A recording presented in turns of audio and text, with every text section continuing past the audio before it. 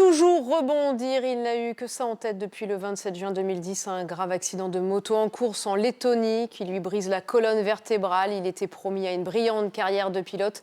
Aujourd'hui, Axel Alétru raconte son histoire et son parcours de reconstruction dans un livre. Bonjour et merci beaucoup d'être avec nous, Axel. Et toujours rebondir, c'est le titre de cet ouvrage qui paraît aux éditions Albin Michel.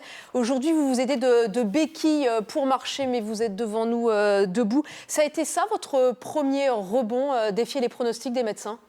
Effectivement, à la base, on m'avait prédit un fauteuil à vie. J'ai eu la chance, par contre, de ne pas avoir la colonne vertébrale entièrement sectionnée. C'est important de le mentionner.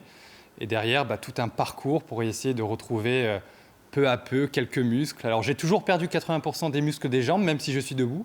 Mais j'ai des attelles qui me permettent de pallier à ces muscles qui sont paralysés.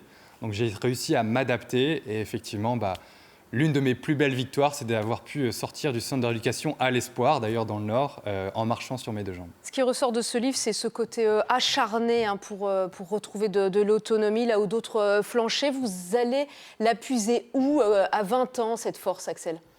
Alors j'ai eu la chance d'avoir une éducation où mes parents ne m'ont pas mis de limites, c'est important.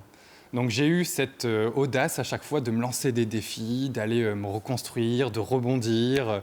Et je pense que ne pas avoir de limites, c'est important car ça nous permet de rêver, d'aller plus loin, de se lancer des défis.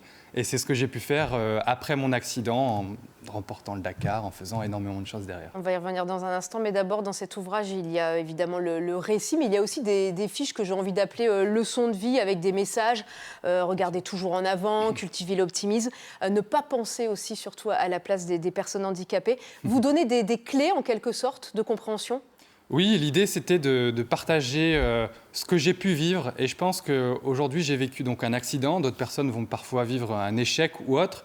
Et dans ce livre, l'idée, c'est de pouvoir partager des choses, des expériences, sans devoir passer par cette case accident ou échec. Et partager tout ça pour que les gens puissent l'utiliser dans toutes sortes de situations. Parce que finalement, ce livre est vraiment fait pour tous.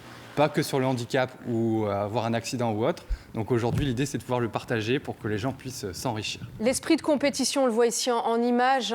Vous êtes remonté sur une moto l'année dernière. Vous avez pris le départ de l'Enduro du Touquet. Avant ça, donc, le Dakar que vous gagnez dans la catégorie SSV. Qu'est-ce que vous avez voulu prouver?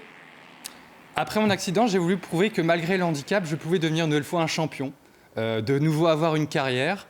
Et je m'étais dit, ok, le handisport, c'est bien, mais j'ai envie de revenir dans les sports mécaniques. Et donc voilà, à travers ce Dakar, j'ai à la fois voulu redevenir dans le sport méca, mais aussi prouver que tout est possible.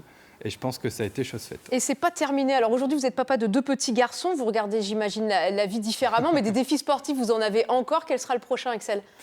Alors le prochain, c'est de cette fois toujours être sur un 2 roues, mais sans moteur.